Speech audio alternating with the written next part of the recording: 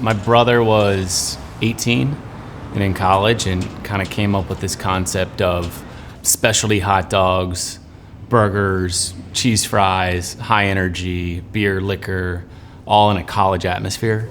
He was very confident, a little bit naive at the same time, that you could create this concept in your mind and then somehow make it happen with zero restaurant management experience and zero workforce experience. Dad took out a home equity loan, which at the time we thought was dumb. We were like, what are you doing for Derek's pipe dream? My sister was going to East Carolina University. We found a little hole in the wall there, and that's where he decided he was gonna start his dream of Sup Dogs. So he opened in 2008 when he was 23 years old. His strength was making that place cool. I mean, like, who's the coolest guy you know? That's kind of how he was. When he came into the room, every girl knew, ooh, there's Derek. Every guy was kind of like,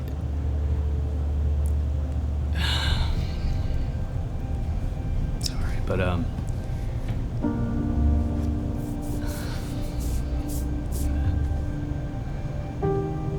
take a sip of water, sorry. I'm not trying to be dramatic or anything. It's no problem at all, man. It was September 29th, 2011. He left work, got home, and his house was on fire. And he went inside to try to save his 2 dogs. He never made it out. Oliverio's home, now the scene of an investigation by fire rescue. Investigators documenting the damage with their cameras as our cameras arrived early this morning to witness. And then your just life totally changes. It's like you have a whole life before that and then a whole life after that. And at that time, obviously, there's no thought of the business or Sup Dogs, or it's just, how are we gonna survive day to day? Planning a funeral, picking out a casket, I mean, it's like crazy stuff you'd never even imagine you would do. Derek started Doggy Jams in 2010. You know, Doggy Jams really is a celebration of what we do as a restaurant. It's an exciting day, it's a fun day, and it's kind of an emotional day for my family and I. I mean, everyone comes in town because you do feel his energy. Because I think he would love the awesome music, the excitement. So I know he's proud for sure. Derek passed away in September, then we got married in October.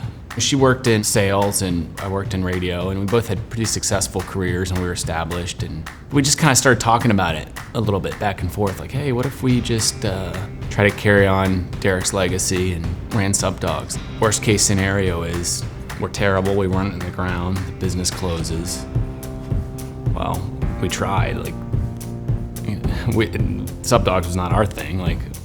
Then you start thinking about, well, then you're quitting your jobs and your salaries and your 401ks and you're starting a marriage, moving to some random college town. Didn't know anything about the city, didn't know anything about the restaurant, didn't know anything about the restaurant business, and just kind of showed up. Here we are. Let's see if we can make a run at this thing. Making that money, rain on me. Making that money, living that dream. There's one thing talking about, oh yeah, we're gonna go save Derek's restaurant, rah rah, do this for my family, it's great. And then you arrive there and nobody's around. It's like, well, now we gotta execute this thing. I just remember always thinking, like, I wish Derek was here so I could ask him, hey, how do I do this? And I didn't know anything. I didn't know any vendors. I didn't know how you order food, how do you order beer, how you pay the cable bill, how do you swipe a credit card and the money just arrives in your bank account. I really just had the mentality of, I'm gonna ask every dumb question that could possibly be asked. And then sometime in the future, I'm gonna be the best at this. Making that money, rain on me. Making that money, living that dream. Making that money, rain on me. Making that money, living that dream. Check. Yeah, he two. Check, yeah, he two. Check, he two, yeah, check. I don't think there's any other restaurant in the state that can throw an event like this for 2,000 people, and we're only using our staff. So for us, it's work, and it's super hard, but at the same time, it really is cool to be able to put this event on for the community and for ECU students. That's not something we take lightly. I think any business is hard to make money, but I think at the same time, I don't think there's a harder business in the world to make money in than in the restaurant business. We're essentially just buying food and reselling it. When there's all these other restaurants and they're opening all the time trying to win customers that you're spending time and energy trying to win. I remember a year into it and thinking like, okay, I got this.